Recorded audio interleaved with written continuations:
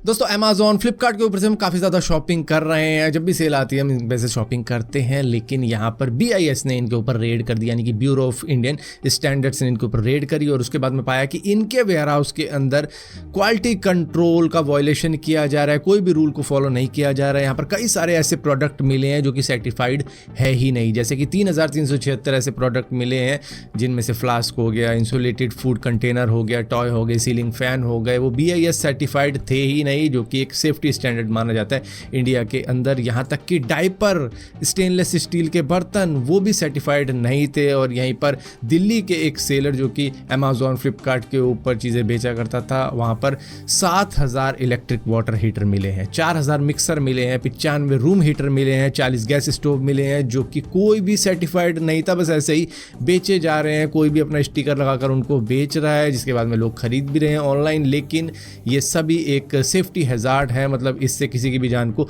Risk हो सकता है। जिस तरीके की चीज़ें यहाँ पर बेची जा रही थी, तो यहाँ पर BIS स्टैंडर्ड मार्क होना ज़रूरी है प्रोडक्ट के ऊपर, अगर आपको यूज़र की या कस्टमर की सेफ्टी को ध्यान में रखना है। लेकिन अमेजोन फ्लिपकार्ट ऐसा कुछ भी नहीं कर रहा था और ना ही इनके सेलर कर रहे थे। तो यहाँ पर BIS ने रेड करके इनको एक शिक्षा दी है कि भैया ये सारी चीज़ें तो हमने कर ली जब्त, और अगली बार से ऐसा मत करना,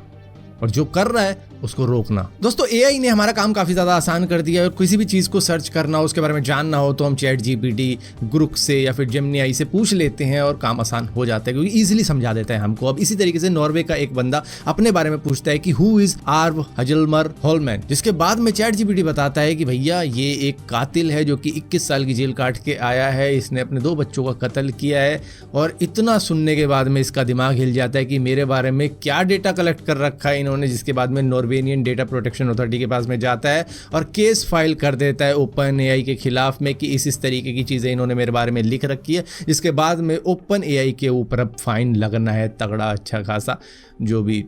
चीज़ें नॉर्वे के लोगों के बारे में बता रहा है। मतलब बंदे ने ऐसे ही कैजुअली पूछना चाहा, जिसके बाद में इसने उल्टा सीधा बता दिया कि जो मन में आया बोल दो। दोस्तों एप्पल का भी एक स्ट्रीमिंग प्लेटफॉर्म है जहां पर वेब सीरीज, मूवीज वगैरह देखने को मिल जाती है, जिसको Apple TV Plus कहते हैं। मतलब लोगों को पता तो होगा पर भूल जाते हैं कि एप्पल ये चीजें भी करता है, क्योंकि 2019 में इन्होंने इसके ऊपर $5 बिलियन की इन्वेस्टमेंट करी थी कि भैया इससे हमें काफी ज्यादा प्रॉफिट होगा, हम भी नेटफ्लिक्स जैसे ही बन जाएंगे, हम ब्रेक कर देंगे सारा ही रिकॉर्ड, क्योंकि हम तो एप्पल है, हमारी सारी चीजें बिकती हैं जो भी हम मार्केट के अंदर ला दे। लेकिन यहाँ पर इन्होंने लॉस खा लिया और हर साल ये $1 बिलियन का लॉस खा रहे हैं तब से लेकर अब तक, क्योंकि नेटफ्लिक्स के आगे ये कहीं भी नहीं टिक पा रहे हैं, क्योंकि नेटफ्लिक्स की जितनी मार्केट है उतनी शायद ही किसी स्ट्रीमिंग प्लेटफॉर्म की है इस वक्त में। दोस्तों इंडियन मार्केट के अंदर एक 7,999 रुपए का फ्लिप फोन आया है, जिसको सुनकर आप हैरान रह जाओगे, भैया इतना सस्ता फ्लिप फोन। यानी भैया ये सैमसंग गैलेक्सी फ्लिप वाला फोन नहीं है या उसके टाइप का नहीं है, बल्कि ये बाबा आदम के ज़माने का फ़ोन है जो कि HMD ने लॉन्च किया, यानी कि ह्यूमन मोबाइल डिवाइसेस। इन्होंने Barbie theme flip phone launch किया है, जिसकी स्क्रीन सिर्फ 2.8 इंच की है,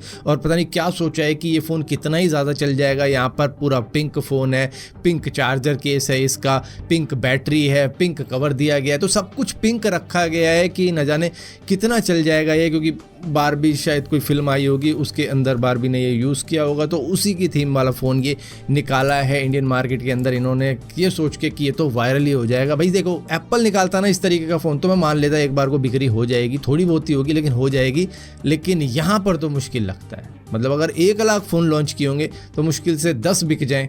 तो भी गनीमत है। दोस्तों IPL सीजन चल रहा है, लेकिन इसके अंदर आपको कमेंट्री में इरफान पठान देखने को नहीं मिलेंगे, क्योंकि इनके अगेंस्ट काफ़ी ज़्यादा कंप्लेंट की है कई सारे प्लेयरों ने, क्योंकि ये कुछ पर्सनल एजेंडा चला रहे थे उन प्लेयरों के खिलाफ, जिस तरीके की कमेंट्री कर रहे थे। तो उन्होंने कंप्लेंट करी है, हमको टारगेट कर रहे हैं, हमारे अगेंस्ट ही कमेंट्री करते हैं, तो जिसकी वजह से इनके ऊपर कार्रवाई करते हुए इनको IPL 2025 की कमेंट्री पैनल से हटा दिया गया, जहाँ पर ऑस्ट्रेलियन टूर के अंदर भी इन्होंने मतलब कमेंट पास करी थी कई सारे प्लेयरों के ऊपर, जबकि ये कमेंट्री कर रहे थे, जिसकी वजह से इनको निकाला गया। इससे पहले संजय मांजरेकर, हर्षा भोगले, इनको भी निकाला गया था कमेंट्री से, क्योंकि कई सारे प्लेयरों को ये टारगेट कर रहे थे। तो इस तरीके की कमेंट्री की वजह से भैया कमेंटेटरों को भी निकाला जा सकता है, तो इनको निकाल दिया गया। हालांकि हरभजन सिंह, वीरेंद्र सहवाग, नवजोत सिंह सिद्धू, मोहम्मद कैफ को भी आप देखते होंगे कुछ ना कुछ बोलते हुए। हालांकि वीरेंद्र सहवाग मजाक में कुछ ना कुछ बोल जाते हैं, लेकिन वो इतने ज़्यादा अगेंस्ट नहीं होते किसी भी प्लेयर के जितने इरफान पठान हो गए ऑस्ट्रेलियन टूर पे, जिसकी वजह से इनकी कंप्लेंट कई सारे प्लेयरों ने कर दी